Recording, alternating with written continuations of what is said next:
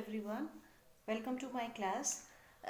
This is my first video on class 7's first chapter, civics chapter NCERT book.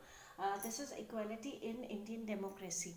Now on a demand of students, I am preparing videos on 7th class history civics. So this is my first video on this topic. In this chapter, equality in Indian democracy, will be talking about one of the important feature of democracy, modern day democracy, that is equality. uh, See, democracy is a very comprehensive term. It is a very huge term जिसमें बहुत सारे features आते हैं और कई features ऐसे हैं जो बहुत prominent हैं डेमोक्रेसी के लिए, बहुत ज़रूरी हैं. अगर ये features नहीं होंगे तो डेमोक्रेसी एग्जिस्ट नहीं कर सकती. So in this chapter, in this entire chapter, we'll be discussing about various cases and through these cases we'll be talking about equality, कि equality क्यों ज़रूरी है डेमोक्रेसी में, कैसे equality एक important feature है डेमोक्रेसी का. So let's begin the chapter. Now on equality in the chapter, two stories are given. Initially starting में ही दो स्टोरीज दी गई हैं. नाउ फर्स्ट स्टोरी एक इलेक्शन डे की है, when people are standing in long queue waiting for their turn to give their votes. Right, एक लंबी लाइन में लोग खड़े हैं और साथ ही साथ ये भी बताया गया है कि कौन कौन सी क्लास को बिलोंग करता है.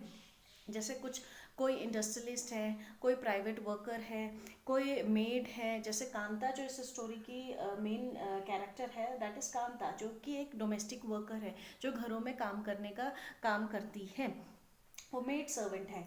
और कोई टीचर है, कोई डॉक्टर है, कोई अलग अलग प्रोफेशन के लोग जो हैं वो इलेक्शन डे में एक लाइन में खड़े हैं ताकि वो अपना वोट दे सकें, वो अपनी वोटिंग टर्न का वेट कर रहे हैं. तो कांता जो है, जो कि घरों में मेड का काम करती है, उसके साथ एक और मेड खड़ी है जिसका नाम है सुजाता. तो वो जब ऐसी लाइन में खड़े होते हैं तो वो कांता जो है वो सुजाता को कहती है कि मतलब हम सब बराबर हैं, क्योंकि हमारे साथ कितने बड़े बड़े लोग भी खड़े हैं जिनके घरों में हम काम करते हैं. जैसे जैन साहब खड़े हैं लाइन में, इसे देखकर लगता है कि हम सब बराबर हैं. राइट. वहीं दूसरी तरफ एक और स्टोरी दी गई है जिसमें कि कांता जो है वो उसकी बेटी बीमार है और वो जल्दी से अपने बच्चे को हॉस्पिटल ले जाना चाहती है फॉर द ट्रीटमेंट.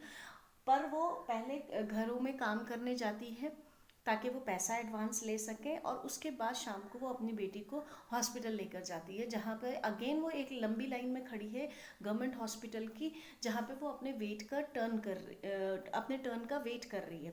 राइट. ऐसे में शी रियलाइजेस कि हम सब शायद बराबर नहीं हैं. दोनों सिचुएशन में क्या डिफरेंस है कि जब हम पॉलिटिकली देख रहे हैं तो कहीं ना कहीं हम इक्वल हैं, क्योंकि हम वोट दे सकते हैं, क्योंकि हम इलेक्शन में खड़े हो सकते हैं, हम अपने लीडर्स चुन सकते हैं, हम सरकार बना सकते हैं. वहाँ पे ना हमारी धर्म, ना हमारी जाति, ना हमारी कौन से रेस को हम बिलोंग करते हैं, हम मेल है फीमेल है क्या है, उसके ये सारी चीज़ें नहीं देखी जाती. सिर्फ ये देखा जाता है कि we all are citizens of India and being a citizen we can give our vote. Right. वहाँ पर पॉलिटिकली हम बराबर हो जाते हैं. लेकिन जब हम इस तरह की चीज़ देखते हैं कि जैसे अगर कोई गरीब है, गवर्नमेंट हॉस्पिटल में जाएगा ट्रीटमेंट के लिए, तो उसे घंटों वेट करना पड़ता है क्योंकि वहाँ भीड़ इतनी है. वहीं अगर आपके पास पैसे हैं, आप अच्छे फैमिली को बिलोंग करते हैं, आपके पास पैसे हैं, आप खर्चा उठा सकते हैं, तो आप प्राइवेट क्लिनिक्स को प्रेफर करोगे, जहाँ जाते साथ ही आपको अच्छी तरह से ट्रीट किया जाएगा, तुरंत आपका नंबर आ जाएगा, आपका ट्रीटमेंट शुरू हो जाएगा. तो ये दोनों सिचुएशन जो हैं वो इसलिए दी गई हैं ताकि ये समझना ज़रूरी है कि equality really exist in reality. क्या वाकई में इंडिया में इक्वालिटी एग्जिस्ट करती है, और अगर करती है तो किस सेंस में एग्जिस्ट करती है. तो पहले हम बात करेंगे कि इक्वालिटी एग्जिस्ट करती है कैसे. When we talk about equal rights to vote, अगर हम इक्वल राइट्स, हम वोटिंग राइट्स की बात करते हैं तो yes, we all are equal, क्योंकि constitution has given universal adult franchise.